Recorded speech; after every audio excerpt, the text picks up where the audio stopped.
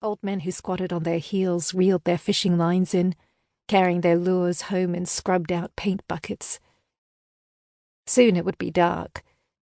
Soon a cloistering silence would descend on the leaves and grass, broken only by the rustle of the wind and the steady drone of the highway, as persistent as seawater or the beat of a heart.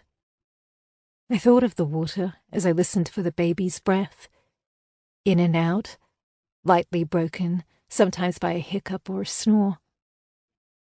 We had made the walk to the river's banks 100 times over the summer, Mike sometimes breaking off for a run, while I saw how many native grasses I could name. Now in the deep of winter it ran through my thoughts nightly, bringing a cool little rush with it, a rush of relief. We kept the heating on at home, trying to fend off the drizzle and damp, and ran it through the night for the baby's sake, though in truth he seemed all right. A hot little furnace running hotter in his sleep. Through the tide of hormones surging within my body and the little runnels of blood, and the sour tang of my breasts, I lay awake, listening and thinking of breath and of water. I had broken my relationship with sleep. It was no longer safe.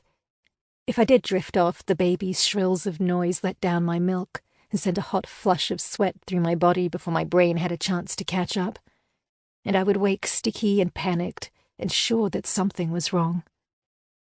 The sickening wrench of waking was awful, so I lay in bed playing possum. It was better to be passive, to let the baby suckle me without protest, and then settle him down to fall asleep again, his small fists raised above his head. I lay awake and listened to the quality of the silence change. When I was sure the house was asleep again, I rolled to the side of the bed gently, so as not to aggravate the incision site, and maneuvered myself up. It was the same move my midwife had taught me, a kind of slow roll and rise that made up for the lack of a core. The rest of the house was dead at night. The only center of breath, our stale, fecal bedroom, where the heat coalesced and cushioned us into a relentlessly interrupted stupor. Outside the door, which I gently closed, the air was fresh and cool. The floorboards sent chills upward as I shuffled down the hall. Through the living room, our paintings and books veiled in shadow. Past the dining table, smothered in vases of congratulatory flowers. The tiles of the bathroom floor felt like ice against my skin, and I stripped off my t-shirt, soaked with the night's flushes of sweat, and pressed my bare back more firmly against them. Here, in the quiet, there was only my breath and the rustle of leaves outside.